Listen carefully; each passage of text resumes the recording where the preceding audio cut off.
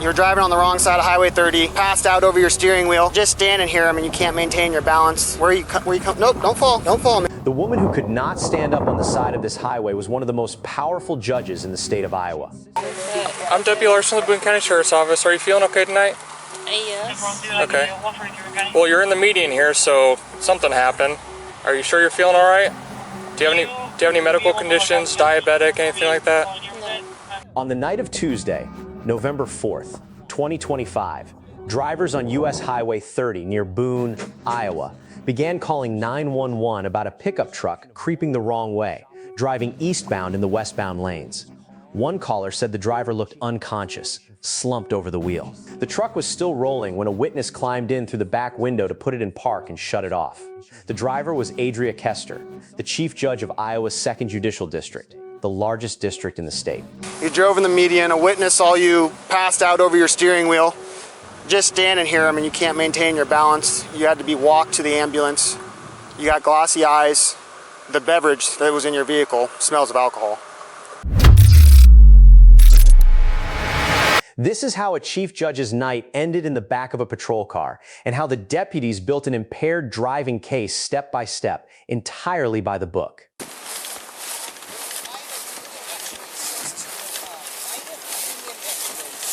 Hi. Hi. I don't think it's medical. I think it's on the console. Hi, ma'am. She doesn't know what happened. She can't respond. Okay. That's true. I'm Deputy Larson of the Boone County Sheriff's Office. Are you feeling okay tonight? Yes. Okay. Well, you're in the median here, so something happened. Are you sure you're feeling all right? Do you have any medical conditions, diabetic, anything like that? No. No? No? Okay. Do you have your license on you? Yes.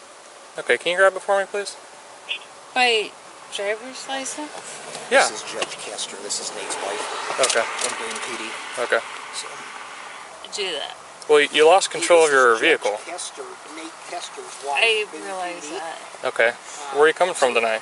My primary concern is your welfare, right? So I want to make sure you're all right. So medics are going to come and check you out, okay?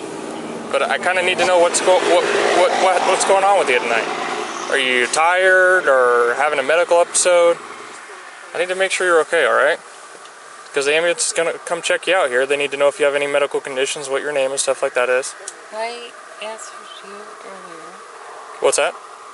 I answered you earlier. That you don't have any medical conditions? That's true. Okay. Where are you coming from tonight? Are you not going to answer any questions? Okay. Man, this is your husband here. You want to talk to him? You want to talk to Nate? She's just shaking her head. She's not answering any questions. So, I don't know where she's coming from. Do you know if she has any medical conditions? I do not. She's got all kinds of stuff, but I don't know. I mean, she's cancer and all that shit. But Okay, but like diabetes or anything like that? no, she doesn't. Let's let the paramedics talk to her. Okay. We'll let the paramedics talk to her and we'll go from there. All right. Watch what the deputy does first. He does not start with sobriety questions. He starts with her welfare. That matters legally. Under what courts call the community caretaking function, an officer can stop and check on a driver who appears to be in medical distress, separate from any criminal investigation. The rule is that the officer's actions have to be genuinely aimed at helping, not used as a pretext to go looking for a crime. Here, a driver was reported unconscious on a highway, so the caretaking basis is about as clear as it gets. But the moment the signs of impairment appear, the bloodshot eyes, the slurred speech, the smell of alcohol, the encounter can lawfully turn from a welfare check into an impaired driving investigation. That is exactly the turn you are about to watch happen. Doesn't look like there's any damage to the truck. Just looks like she drove into the median here, just outside Ogden, so. All right, thanks. Thanks. Ms. Kester, can we get your ID from you before you leave? I'm not sure what you're asking. For your ID, your driver's license?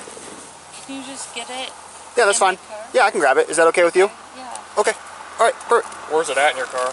Is it in the passenger seat? Your driver's license, is it in a purse or Yes. is that where they can find it? Yeah. Okay. Where's your driver's license at, ma'am? Go to the ambulance. I don't see a purse.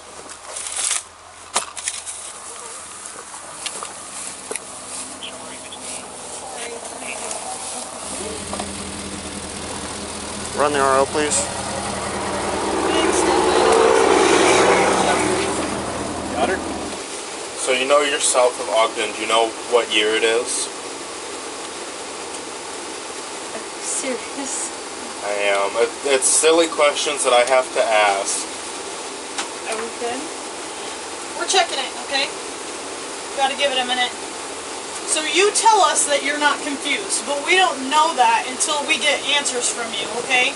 And so if we can't get those answers from you, that's why we have to take you to the hospital to figure it out. Is that fair? Okay. So do you want to answer our questions or no? No, I will. Okay. Yes, Okay. absolutely. Do you know what day of the week it is? It's Monday. Monday? Okay. Each thing the deputy notes, the confusion, the stumbling, the glossy eyes, the cup that smells of alcohol, is an observation he is stacking toward a single legal question: whether there is enough to believe she was driving while impaired. We're going to try and keep this arm relaxed so when it blows up on your arm, it'll go real easy, okay? I don't know what you're talking So about. we'll just leave this arm. We won't move it, okay? Just now until it pumps up and then releases, okay? We're just gonna get one quick blood pressure and then we'll take it off. Do you have any health issues that we need to know about? Okay. That's between you and them, okay? Okay. I don't want you to fall. You're kind of stumbling here. You okay? I'm not stumbling. Okay. I'm right here. Okay. All right. Our concern is you're driving on the wrong side of Highway 30. You drove in the median. A witness saw you passed out over your steering wheel.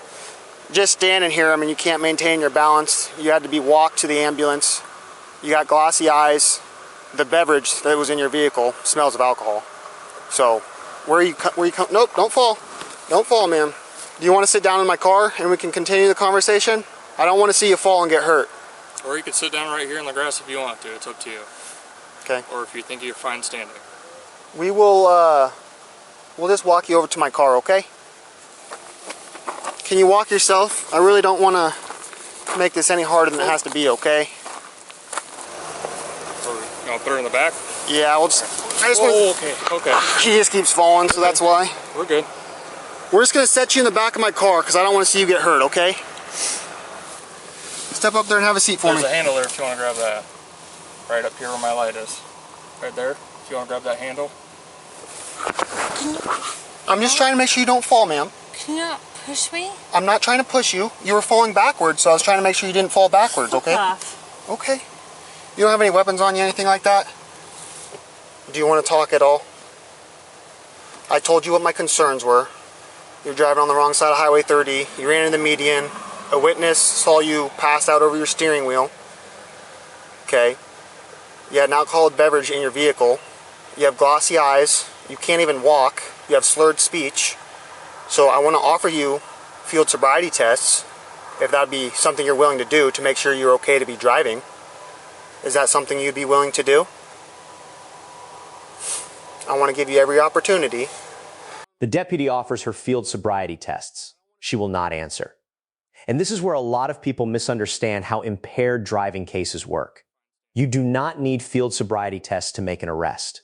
The legal standard to arrest is probable cause, a reasonable belief based on the total circumstances that the person was operating a vehicle while impaired. Break that down against what the deputy already has. A driver reported unconscious at the wheel, driving the wrong way on a divided highway, unable to stand or walk without help, bloodshot eyes, slurred speech, a cup smelling of alcohol in the vehicle. Each one alone might have an innocent explanation. Together, a court would very likely find they add up to probable cause with or without a single field sobriety test. Then comes the blood. The deputy tells her they have a warrant to draw her blood. Here is the rule, stated plainly. Under the Supreme Court's decision in Birchfield versus North Dakota, police cannot force a warrantless blood draw as a search incident to a drunk driving arrest. Blood is more intrusive than breath, so it generally requires a warrant. What the deputies did here, going to a judge and getting a blood draw warrant, is exactly the step the law requires. And one thing the footage cannot show you is the result. That came later. According to the reporting on this case, the blood test showed a blood alcohol level more than 3 times the legal limit. We're going to go to the law enforcement center, we're going to go to the jail, and we're going to do some stuff for OWI investigation, okay? Do you have any questions about that? Okay, and I'm just going to put handcuffs on you in the front. You don't have any weapons on you, anything like that? Okay.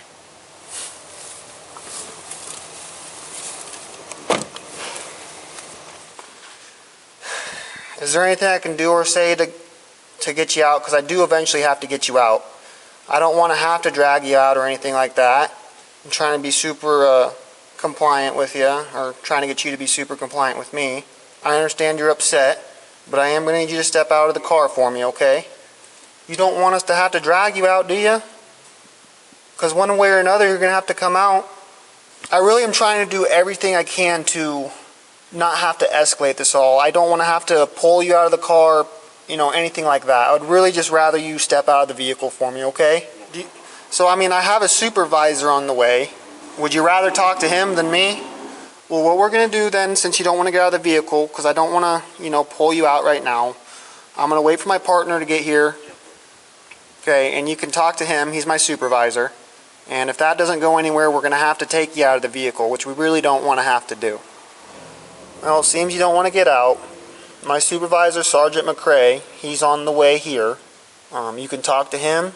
If you want to talk to someone that's higher than me, that's fine. But at some point you do have to get out of the vehicle, and like I said before, we don't want to have to pull you out. We want to do this cool, calm, and collected, right? What's going on? Okay. I got you. Will you... Maybe I will just do it here then.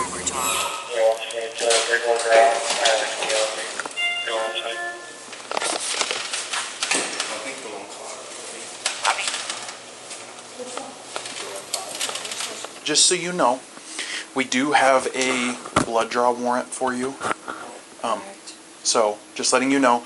Obviously, I want you to have time to speak with Nate or whatever you guys want to do.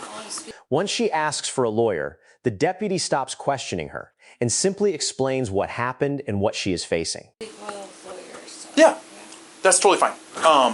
Your phone is there for you. Obviously, I assume you have numbers or anything like that in there that you'd like. So can you explain what happened? Yeah, so someone called you in, and you were traveling on US Highway 30, and they reported that you were slumped at the wheel. You were found in the ditch right south of the Ogden football stadium on Highway 30. You know where it goes from the narrow road to the wide road? Right there. So you had driven on the wrong side of the highway. So you were driving on the wrong side of Highway 30 and went in the ditch there. So I just want to know if I'm charged with anything right now. You're probably going to be charged with OWI tonight. Right there.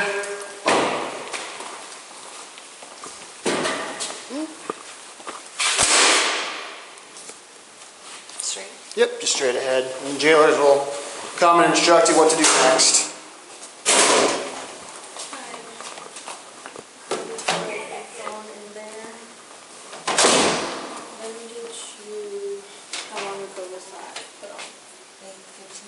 Yeah, not too long ago.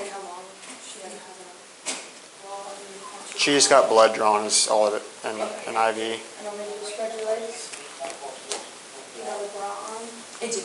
Adria Kester was arrested for operating while intoxicated, her first offense. She was the chief judge of Iowa's 2nd Judicial District, a role she had held since the Iowa Chief Justice appointed her in December of 2022. After her arrest, she pleaded guilty and re-signed from the bench. She later tried to block the release of this body camera footage and lost.